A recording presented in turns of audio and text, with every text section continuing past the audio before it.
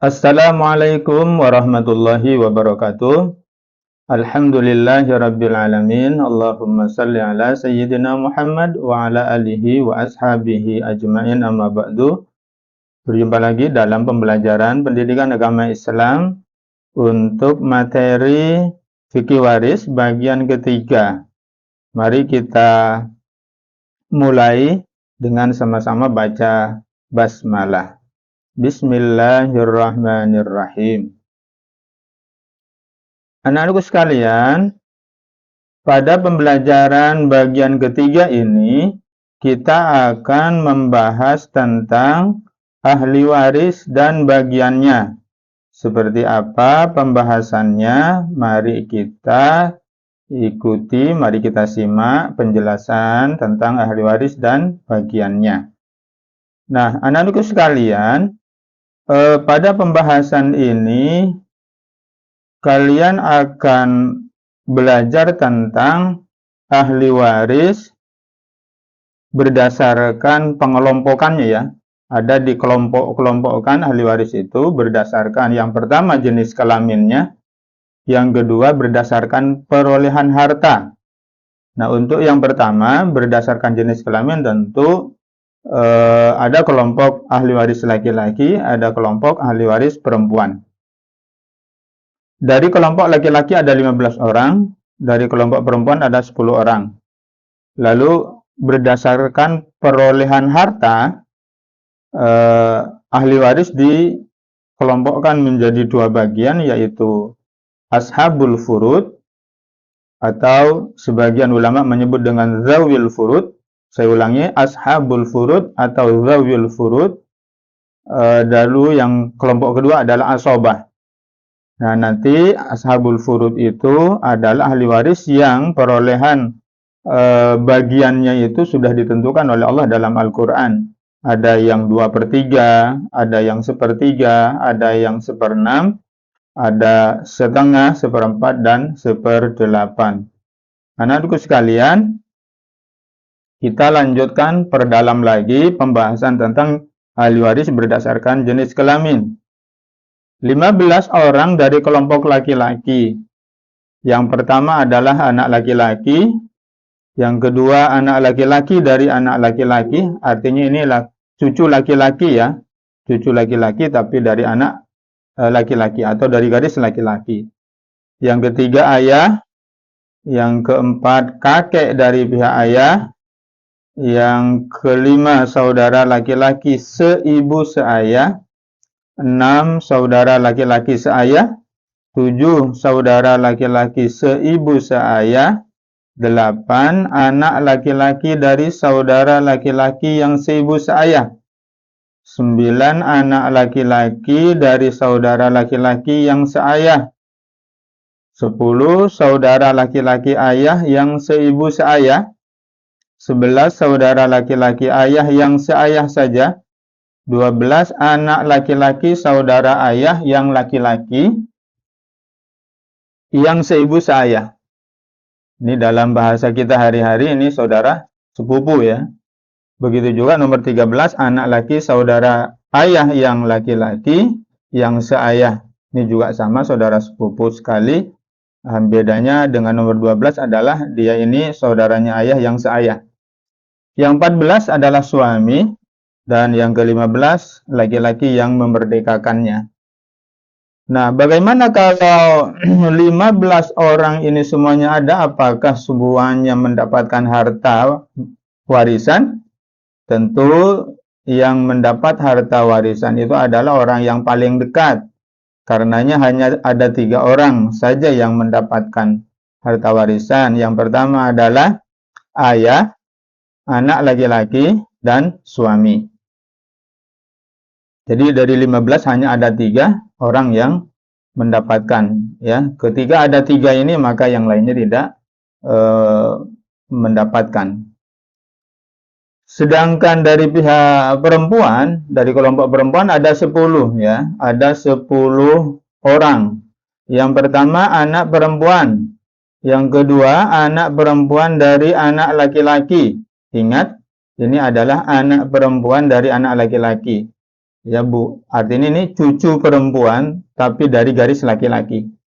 Yang ketiga ibu, yang keempat ibu dari ayah, yang kelima ibu dari ibu, terus ke atas.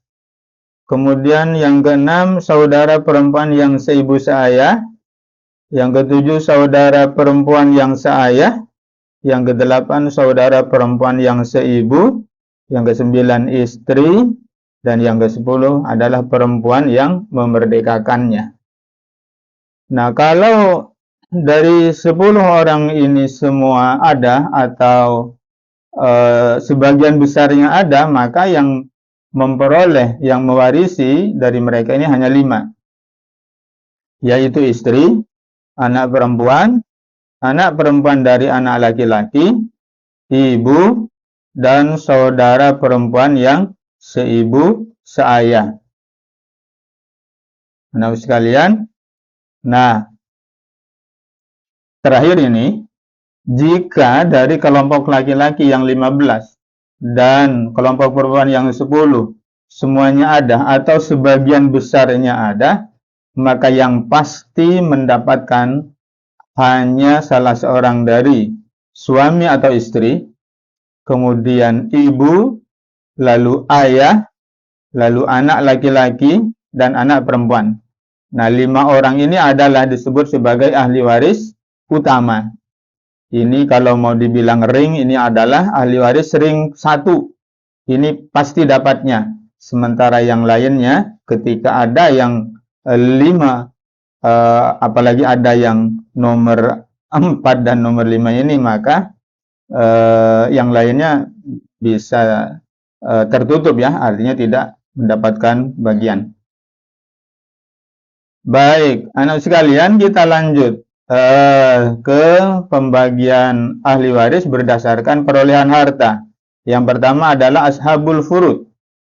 Ya, ashabul furud. Apa itu ashabul furud? Ashabul furud adalah ahli waris yang perolehan bagian harta warisannya itu sudah ditentukan oleh syara. Maksudnya ditentukan oleh Allah dan Rasul-Nya. Didasarkan kepada hadis, riwayat hadis ini dari Ibnu Abbas, bahwa Nabi Shallallahu Alaihi Wasallam bersabda, kata beliau, alhikul faraidha bi ahliha fama bakiya fahuwa li aula rajulin dzakarin.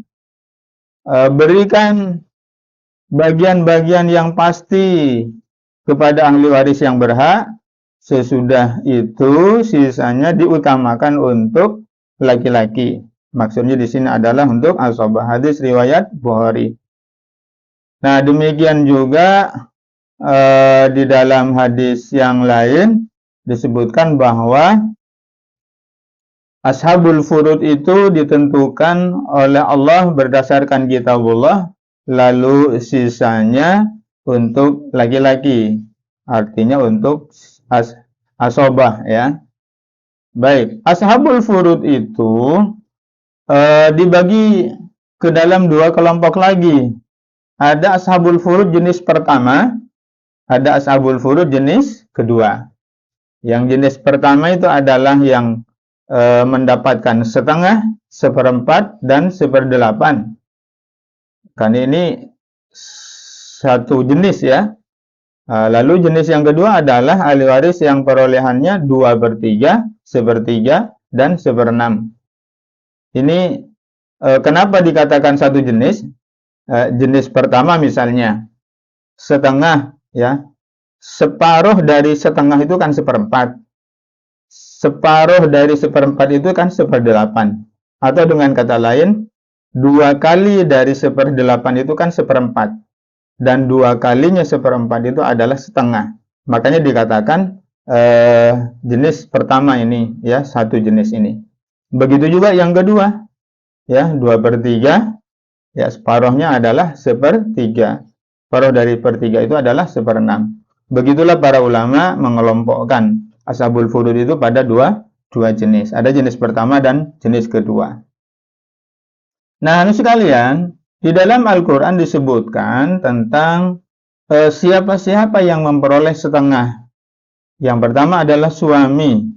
Ya, suami itu bagiannya setengah jika istrinya tidak meninggalkan anak atau tidak meninggalkan cucu dari anak laki-laki baik maupun perempuan ya. Yang kedua adalah anak perempuan tunggal. Anak perempuan tunggal itu bagiannya setengah. Ya. Yang ketiga adalah cucu perempuan tunggal dari anak laki-laki dengan syarat jika tidak ada anak kandung baik laki-laki ataupun perempuan. Begitu juga tidak ada saudara yang menjadikannya sebagai asobah, yaitu cucu laki-laki. Dan tidak ada ahli waris yang menghijabnya. Nanti ada tabel, bisa dilihat tabelnya. Lanjutannya, siapa lagi ahli waris yang memperoleh setengah? Yaitu saudara perempuan tunggal yang sekandung. Dengan syarat tidak ada ayah atau kakek, tidak ada anak laki-laki atau cucu laki-laki, dan tidak ada saudara yang membuatnya sebagai asobah, yaitu saudara kandung laki-laki. Artinya syaratnya tidak ada ahli waris yang menghijabnya.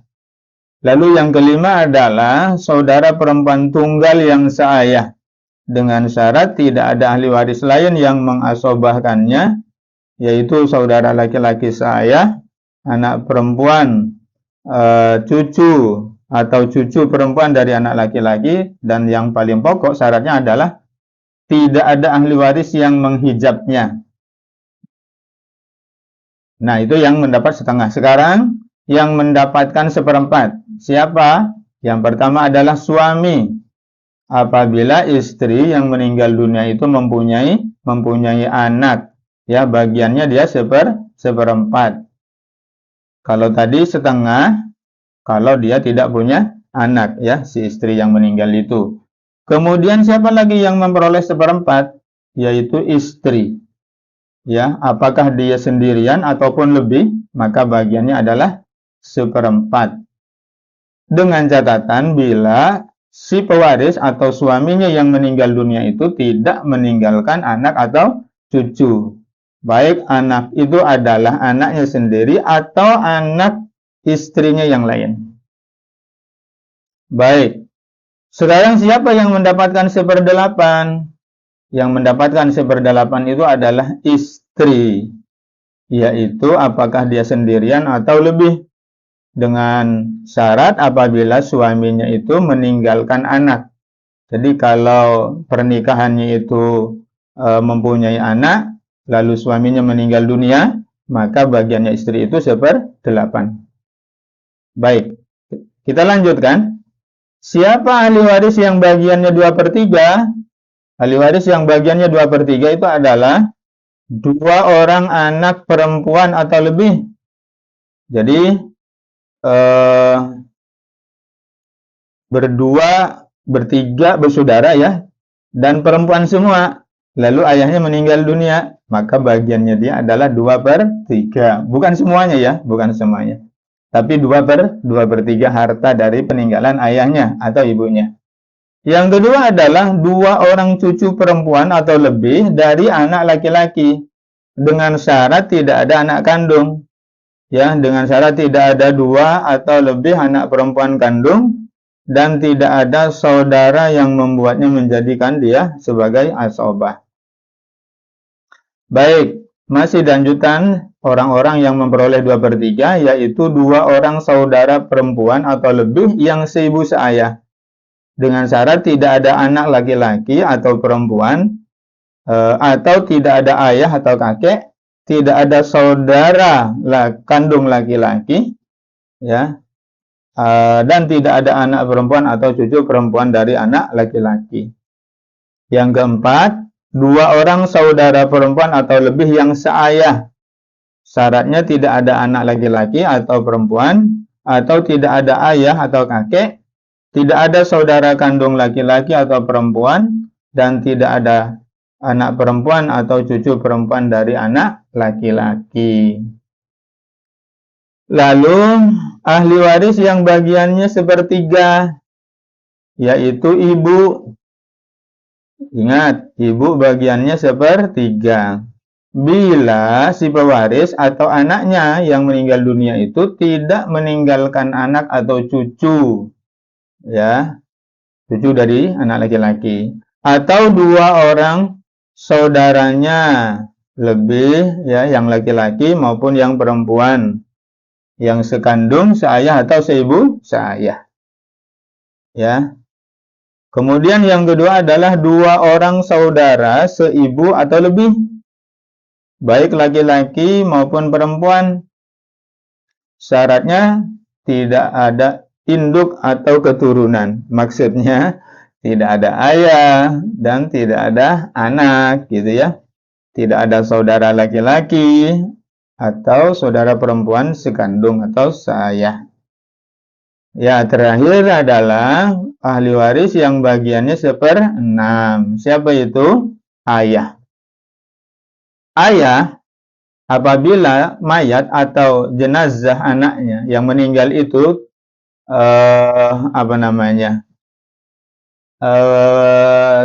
mempunyai anak, ya, mempunyai anak. Jadi ada seseorang meninggal dunia dan dia punya anak, terus ayahnya masih ada. Nah, bagiannya ayah itu 1/6. Lalu kakek yang sahih, apabila mayat mempunyai anak atau cucu, baik perempuan maupun laki-laki, dan syaratnya pula tidak ada ayah. Kalau ada ayah, kakek ini nggak dapat, ya, ayahnya yang dapat. Baik, yang ketiga adalah ibu. Ibu kemungkinannya tadi 1/3 kalau anaknya itu tidak punya anak, tapi kalau mempunyai anak, maka bagiannya ibu itu 1/6. Ya, syaratnya adalah tadi, maksudnya adalah kalau yang meninggal itu anaknya itu mempunyai anak atau mempunyai cucu, maka bagiannya ibu adalah 1/6. Lalu nenek juga, ya, nenek yang sahih, seorang atau lebih bila tidak ada ibu. Lanjutannya, yang juga mendapatkan 1/6 adalah anak perempuan dari anak laki-laki. Jadi cucu perempuan, ya, apakah dia seorang atau lebih, dengan syarat tidak ada anak laki-laki, tidak ada mayat, dan si mayat itu memiliki seorang anak perempuan, tetapi apabila anak perempuannya lebih dari seorang, maka cucu perempuan itu tidak mendapat bagian apa-apa. Jadi syaratnya adalah anak perempuannya itu sendiri. Kalau anak perempuannya itu banyak, lebih dari satu, maka si cucu perempuan ini nggak kebagian, ya. Yang keenam adalah saudara perempuan seayah, seorang atau lebih. Apabila si mayat memiliki seorang saudara perempuan sekandung, tetapi apabila saudara sekandungnya lebih dari seorang, maka saudara perempuan seayah terhalang, ya. Yang ketujuh adalah seorang saudara laki-laki atau saudara perempuan seibu, dan selama tidak ada induk laki-laki atau keturunan, maksudnya tidak ada ayah, kakek, atau tidak ada anak, tidak ada cucu, gitu, maka saudara laki-laki atau saudara perempuan seibu itu mendapatkan bagian, ya. Baik, anak sekalian, ini tabel tadi, tabel ashabul furud. Ini yang pertama, kedua itu adalah karena sebab pernikahan, ya, ahli waris karena sababiyah. Sedangkan nomor 3 sampai nomor 12 ini adalah ahli waris nasabiyah, ya, karena hubungan nasab. Ini kemungkinan bagiannya di sebelah kanan ini. Jadi kalau suami itu kemungkinannya setengah, 1/4. Kalau istri kemungkinannya adalah 1/4, 1/8. Kalau ayah kemungkinannya adalah 1/6 dan asobah. Kalau ibu kemungkinannya 1/3, 1/6. Begitu, ya. Anak perempuan kemungkinannya adalah setengah kalau dia tunggal, 2/3 kalau dia dua orang atau lebih, dan sebagai asobah kalau dia bersama dengan anak laki-laki, ya. Begitu juga cucu perempuan dari anak laki-laki. Kemungkinannya ini ya, saudara perempuan sekandung, kemungkinannya ini adalah tabel yang sudah diringkas dari dalil nas yang menjelaskan tentang ashabul furud. Nah, ini lebih rinci lagi ya. Bagian ahli waris laki-laki, di sini ada kode nomor ya, L1, L2, L3 dan seterusnya. Ya, L1 itu anak laki-laki, L2 itu cucu laki-laki dari anak laki-laki. Bagiannya ini bagiannya. Syaratnya ini. Nah, syaratnya ini. Ya. Nanti kalian perdalam di PPT-nya ya. Bapak share nanti. Baik, ini bagian ahli waris untuk yang perempuan. Kodenya P1, P2 dan seterusnya. Ini kemungkinan bagiannya. Ya, bagiannya. Ini syaratnya. Nah, jadi yang Bapak jelasan dari tadi ashabul furud itu tabelnya ada di sini ya. Tabelnya ada di sini. Oke. Ini lanjutan tabel tadi. Selanjutnya adalah asobah. Apa itu asobah? Asobah adalah ahli waris yang bagian dari harta warisannya tidak ditentukan dengan jelas di dalam Al-Quran dan As-Sunnah. Asobah itu apa? Secara bahasa, kekerabatan seorang laki-laki dari jalur ayah. Nah, dalam istilah faraid, asobah adalah setiap ahli waris yang bagiannya tidak ditentukan dengan jelas di dalam Al-Quran dan di dalam As-Sunnah. Nah, di dalam Al-Quran disebutkan begini. Wali abawaihi likulli wahidin minhumas sudus mimma taroka in kana lahu walad. Fa illam yakun lahu waladu wa warithahu abawahu fali ummihi thuluth. Dan untuk kedua ibu ayah bagian masing-masing 1/6 dari harta yang ditinggalkan. Jika dia yang meninggal itu mempunyai anak. Jika dia yang meninggal itu tidak mempunyai anak dan dia diwarisi oleh kedua ibu ayahnya saja, maka ibunya mendapat 1/3. Nah, ayat ini menjelaskan tentang bagiannya ibu adalah 1/3 kalau anaknya yang meninggal dunia itu tidak mempunyai anak. Nah, sekarang bagiannya bapak berapa? Bagiannya ayah berapa? Kalau anaknya yang meninggal dunia itu mempunyai anak. Tidak diterangkan di sini. Ya. Maka para ulama memahami bahwa ayah itu posisinya sebagai asobah jika kondisinya seperti ini. Seperti itu ya. Baik. Selanjutnya adalah macam-macam asobah. Ya, para ulama membagi asobah itu ada asobah nasabiyah karena nasab, ada asobah sababiyah. Asobah sababiyah itu karena memerdekakan budak. Nah, asobah nasabiyah itu dibagi 3 lagi, yaitu asobah binafsihi, asobah bi ghairihi, dan asobah ma'a ghairihi. Nah, asobah binafsihi itu adalah laki-laki yang garis nasabnya dengan mayat tidak dimasuki perempuan. Ya, ada 4 jalur, yaitu jalur bunuwah, anak laki-laki, ada jalur ubuwah, ayah, ada jalur ukhuwah, saudara-saudara, ada jalur umumah, paman-paman dari pihak ayah. Maksudnya adalah anak laki-laki itu sebagai asobah. Artinya dia mendapatkan bagian setelah bagian ashabul furud. Begitu juga ayah, begitu juga saudara laki-laki. Ya. Nah, siapa-siapa yang termasuk asobah binafsihi dijelaskan di sini adalah anak laki-laki, cucu laki-laki dari anak laki-laki dan seterusnya, ayah, kakek dari pihak ayah, saudara laki-laki sekandung, saudara laki-laki seayah, anak laki-laki dari saudara laki-laki sekandung, anak laki-laki dari saudara laki-laki seayah, paman yang seibu seayah, paman yang seayah saja, anak laki-laki paman yang sekandung dengan ayah, dan anak laki-laki paman yang seayah dengan ayah. Ini adalah asobah ya, daftar asobah. Tapi nanti tidak berarti ini seluruhnya akan memperoleh ya. Nanti ada ketentuan lain lagi, yaitu ada yang namanya al-hajbu atau penghalang atau hijab.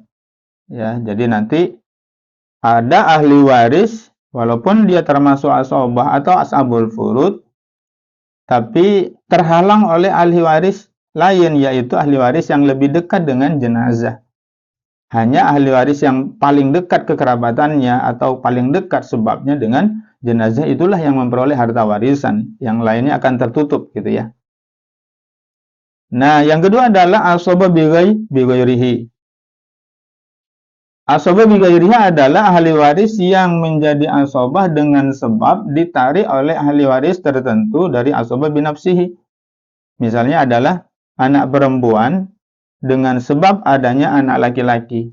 Yang tadinya, dulunya, anak perempuan itu adalah sebagai ashabul furud, yang kemungkinan bagiannya tadi adalah setengah atau 2/3, dengan sebab adanya anak laki-laki, dia berubah status menjadi asobah. Oke, seperti itu. Begitu juga cucu perempuan dari anak laki-laki, begitu juga saudara perempuan kandung, dengan sebab adanya saudara kandung laki-laki, begitu juga saudara perempuan seayah dengan sebab adanya saudara laki-laki seayah. Ini tabel asobah bi ghairihi. Oke. Ini contoh tabel dengan bagiannya. Yang ketiga adalah asobah ma'a ghairihi, yaitu dikhususkan bagi saudara-saudara perempuan, baik kandung maupun seayah, ketika berada bersama-sama anak perempuan yang tidak memiliki saudara laki-laki. Yang pertama, asobah ma'al ghairihi ini adalah saudara perempuan sekandung apabila bersama-sama dengan anak perempuan atau cucu perempuan dari anak laki-laki. Ya, diulangi. Saudara perempuan sekandung apabila bersama-sama dengan anak perempuan atau cucu perempuan dari anak laki-laki. Jadi seseorang meninggal dunia, ahli warisnya adalah anak kandung perempuan, dan dia juga ada saudara perempuan kandung gitu. Maka saudara perempuan kandung ini bersama-sama dengan anak perempuan ini menjadi asobah. Maksudnya adalah anak perempuan itu kan bagiannya setengah ya, karena dia tunggal. Maka sisanya adalah untuk saudara perempuan sekandung, yaitu setengahnya tadi. Nah, yang kedua adalah saudara perempuan seayah apabila bersama-sama dengan anak perempuan atau cucu perempuan dari anak laki-laki. Nah, ini contohnya. Oke. Jazakumullah khair. Demikian. Billahi taufiq wal hidayah. Assalamualaikum warahmatullahi wabarakatuh.